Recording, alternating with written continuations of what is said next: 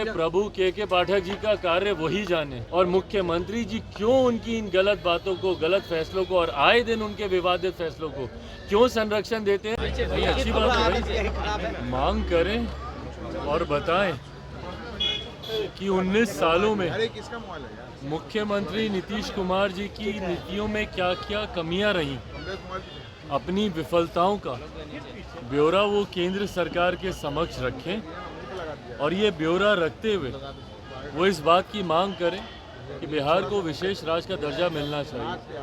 भाई देखिए, हम लोग पूर्णतः इस बात के समर्थन में है कि बिहार को विशेष राज्य का दर्जा मिलना चाहिए, पर जब हम या मुख्यमंत्री नीतीश कुमार जी विशेष राज्य के दर्जे की मांग करते हैं तो उनको इस बात को भी स्वीकारना होगा कि 19 साल में मुख्यमंत्री नीतीश कुमार जी की नीतियां बिहार की अर्थव्यवस्था को, बिहार के इंफ्रास्ट्रक्चर को, बिहार में पर कैपिटा इनकम को बढ़ाने में नाकाम रही हैं। यही कारण है कि बिहार में आज भी आज़ादी के 75 साल के बाद भी बिहार को एक विशेष राज्य के दर्जे की मांग करने की ज़रूरत पड़ रही है। और हकीकत है, बिहार का विकास मुख्यमंत्री जी की नीतियों से नहीं होगा।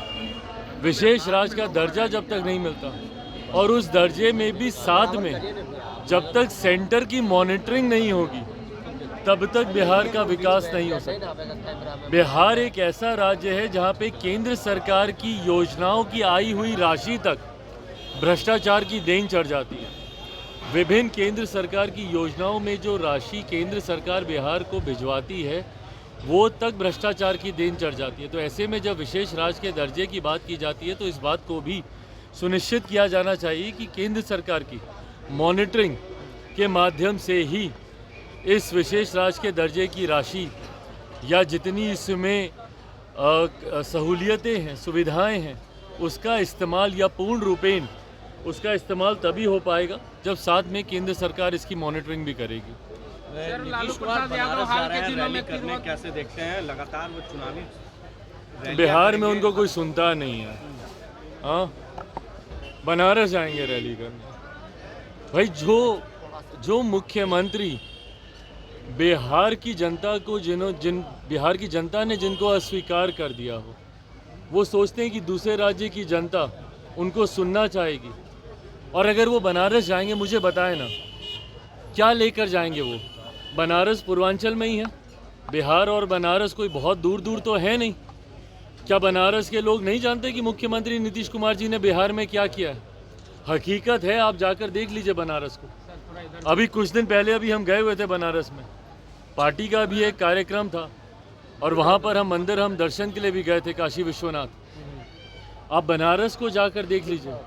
प्रधानमंत्री की लोकसभा है, सिर्फ इस नाते ही नहीं, पर जिस तरीके से उस क्षेत्र का विकास हुआ है, वहाँ के आप मंदिर को ही देख लीजिए। मुझे एक उदाहरण के तौर पर बिहार का कोई एक ऐसा मंदिर बता दें। काशी विश्वनाथ का जिस तरीके से विकास किया गया, क्या बिहार में किसी ऐसे मंदिर का विकास किया गया? और मैं सिर्फ आस्था से जोड़ के इसको नहीं बोल रहा, रेवेन्यू जनरेशन भी होता है भाई इससे, बिहार की अर्थव्यवस्था इससे बेहतर होती है। तो जब ये बनारस जाएंगे, मुझे बताएं ना बिहार का कौन सा मॉडल लेकर जाएंगे?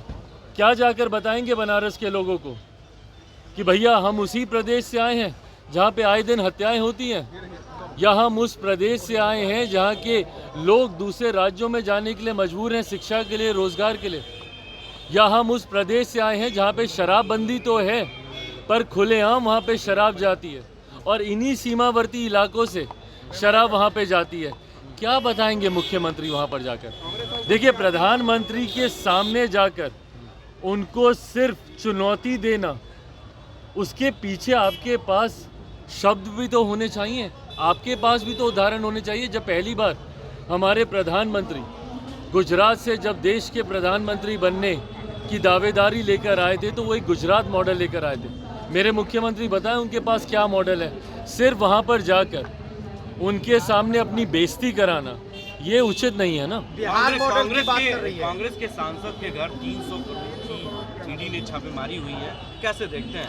भाई हम इसमें क्या देखेंगे? बताएं यहाँ पे बिहार कांग्रेस के लोग ये लोग जो बहुत विकास की बातें करते हैं, ईमानदारी की बातें करते हैं, हाथ कंगन को आरसी क्या, ये तो सामने सामने की बात है ना, इसको तो झुटलाया नहीं जा सकता।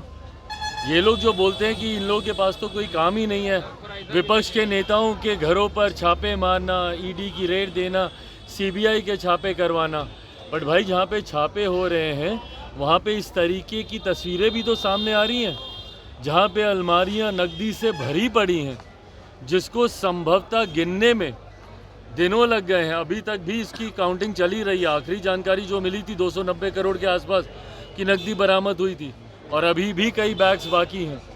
तो ऐसे में बताएं कांग्रेस के नेताओं को इन बातों का जवाब देना ज़रूरी है। ये लोग जो बात बात पे विक्टिम कार्ड खेलते हैं कि हम ही लोगों के साथ ऐसा, हम ही लोगों के साथ ऐसा, भाई इसीलिए क्योंकि ये तस्वीरें सामने आ रही हैं। बताएं कांग्रेस के नेता कि भाई ये तस्वीरों को क्या वो झुटला सकते हैं? जवाब कांग्रेस के नेताओं को देना होगा और बिहार कांग्रेस को इस बात का भी जवाब देना होगा कि जब नए मुख्यमंत्री जो इनके तेलंगाना के बने हैं और वो बिहारियों के डीएनए पे सवाल उठाते हैं, इन तमाम बातों का जवाब देना बिहार कांग्रेस, क्या वो इनको स्वीकार करती है?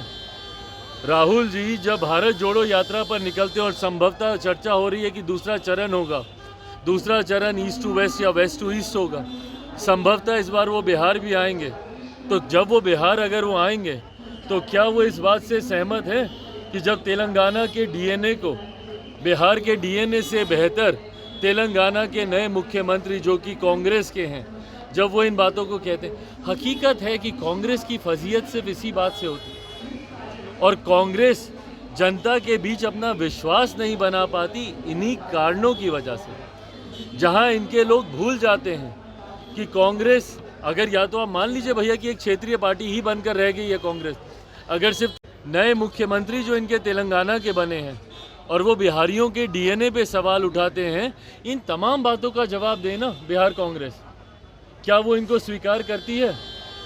राहुल जी जब भारत जोड़ो यात्रा पर निकलते हैं और संभवतः चर्चा हो रही है कि दूसरा चरण होगा, दूसरा चरण ईस्ट टू वेस्ट या वेस्ट टू ईस्ट होगा, संभवतः इस बार वो बिहार भी आएंगे, तो जब वो बिहार अगर वो आएंगे तो क्या वो इस बात से सहमत हैं कि जब तेलंगाना के डीएनए को बिहार के डीएनए से बेहतर तेलंगाना के नए मुख्यमंत्री जो कि कांग्रेस के हैं, जब वो इन बातों को कहते हैं? हकीकत है कि कांग्रेस की फजीयत सिर्फ इसी बात से होती है और कांग्रेस जनता के बीच अपना विश्वास नहीं बना पाती इन्हीं कारणों की वजह से, जहां इनके लोग भूल जाते हैं कि कांग्रेस अगर, या तो आप मान लीजिए भैया कि एक क्षेत्रीय पार्टी ही बनकर रह गई है कांग्रेस, अगर सिर्फ तेलंगाना में ही कांग्रेस को राजनीति करनी है तो ये बयान बिल्कुल सही है भैया, फिर आप बाकी राज्यों के डीएनए को आप गाली दीजिए, एक क्षेत्रीय दल आप बन के रह जाइए।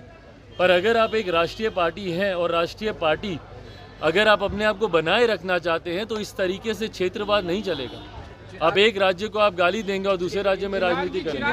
अरे प्रभु के पाठक जी का कार्य वही जाने, किस तरीके से वो बिहार में कार्य करना चाहते हैं और मुख्यमंत्री जी क्यों उनकी इन गलत बातों को, गलत फैसलों को और आए दिन उनके विवादित फैसलों को क्यों संरक्षण देते हैं, वो के पाठक जी